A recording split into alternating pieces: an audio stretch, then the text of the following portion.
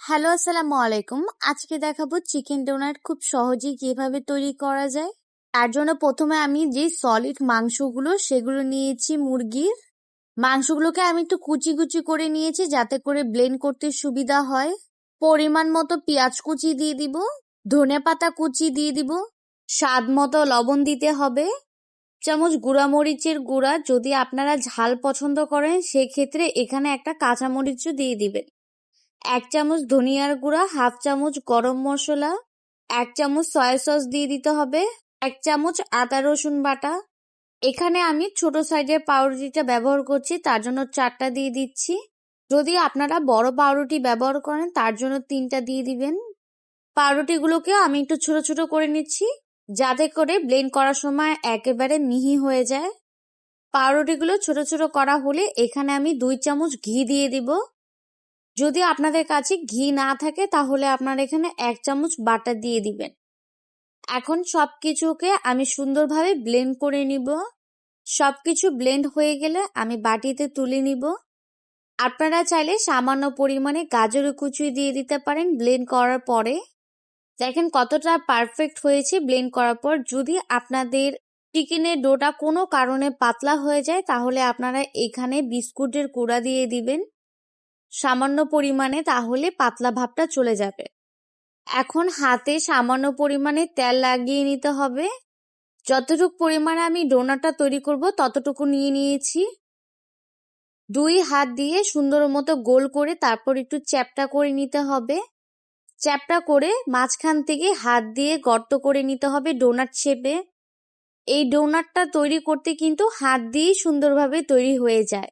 দেখুন হাত দিয়ে কত সুন্দরভাবে মাঝখান থেকে গোল করে নিয়েছি একেবারে ডোনাট শেপে। চিকেন ডোনাটটা তৈরি হলে আমি সাইডে বাটিতে রেখে দিব। তারপর আমি আবার একটি বানিয়ে নিব। আপনারা যতবার চিকেন ডোনাটটা তৈরি করবেন ততবারই হাতে একটু তেল লাগিয়ে নেবেন। এতে করে হাতে লেগে থাকবে না, সুন্দরভাবে ডোনাটটা তৈরি হয়ে যাবে। পরিমাণ মতো আমি আবার কিমাটা নিয়ে 2 হাত দিয়ে গোল করে চ্যাপ্টা করে নিয়েছি। তারপর মাঝখান থেকে একটা আঙ্গুল দিয়ে গোল করে নিচ্ছি। বানানো হলে সাইডে রেখে দিব এবং বাকি ডোনাটগুলো আমি সেম ভাবে করে নিব। অনেকেই মনে করেন ডোনাটটা তৈরি করা অনেক কঠিন। আসলে ডোনাটটা তৈরি করতে অনেক সহজ এবং অনেক কম সময় লাগে। আমি প্রতিবারই চেষ্টা করি আপনাদের খুব কম জিনিস দিয়ে খুব সহজেই তাড়াতাড়ি কিভাবে তৈরি করা যায়। এই ডোনাটটাই কিন্তু আলু দিয়েও করা যায়। আলু দিয়েও কিভাবে ডোনাটটা তৈরি করবেন আমি নেক্সট বার দেখিয়ে দিব আপনাদের।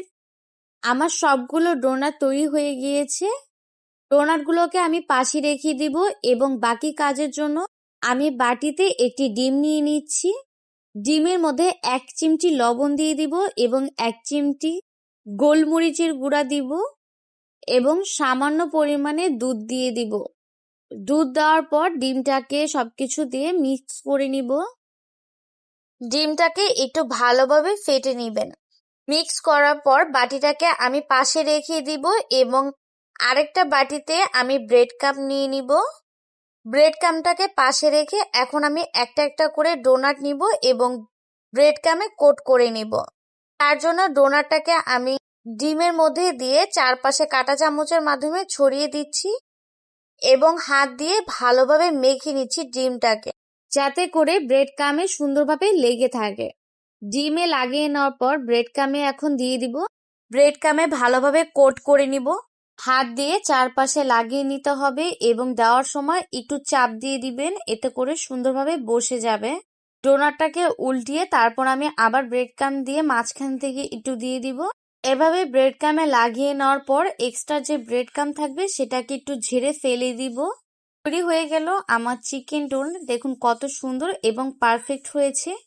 এখন আমি সাইডে রেখে দিব এবং আরেকটা ডোনাট নিয়ে আমি সেম ভাবে করে নিচ্ছি।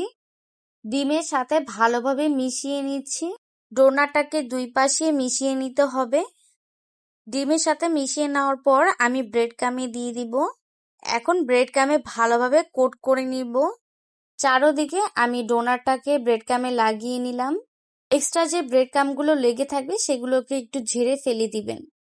তৈরি হয়ে গেল আমার চিকেন ডোনাট। সবগুলোকে আমি বানিয়ে নিয়েছি। এখন আপনাদেরকে একটু ভেজে দেখাবো, তার জন্য আমি গরম তেলে ছেড়ে দিচ্ছি। একটা একটা করে ডোনাটগুলোকে আমি গরম তেলে ছেড়ে দিব। চুলার আঁচটা কিন্তু আপনারা কমই রেখে তারপর ভেজে নেবেন, না হলে উপরের ব্রেড ক্রাম্বগুলো পুড়ে যাবে আগে এবং ভিতরে কাঁচা থেকে যাবে। তো মাংসগুলো একেবারে কিমা করা, তার জন্য সিদ্ধ হতে বেশি সময় লাগবে না। কিছুক্ষণ রেখে তারপর উল্টিয়ে দিবেন। এভাবে কয়েক মিনিট ভেজে নিলে ভিতরে মাংসটাও সুন্দরভাবে সিদ্ধ হয়ে যাবে। কয়েক মিনিট রেখে তারপর উল্টিয়ে দিবেন কয়েকবার, এতে করে খুব তাড়াতাড়ি হয়ে যাবে। আমার ডোনাটগুলো প্রায় ভাজা শেষ হয়ে গিয়েছে। আমি এখন একটা কাঠি দিয়ে ডোনাটগুলোকে তুলে টিস্যু পেপারে রাখতেছি, এতে করে এক্সট্রা অয়েলগুলো ঝরে যাবে। সবগুলো ডোনাট তুলে নেওয়া শেষ। দেখুন কত সুন্দরভাবে চিকেন ডোনাটটা তৈরি হয়ে গেল। আপনারা চাইলে ব্রেড ক্রামে লাগিয়ে এভাবে ডিপ ফ্রিজে রেখে সংরক্ষণ করতে পারেন কয়েকদিন। আমি ভিতরটা একটু দেখাচ্ছি আপনাদের। দেখুন সুন্দরভাবে ভিতরটাও সিদ্ধ হয়ে গিয়েছে। ভালো লাগলে অবশ্যই সাবস্ক্রাইব করবেন এবং লাইক দিবেন। আল্লাহ হাফেজ।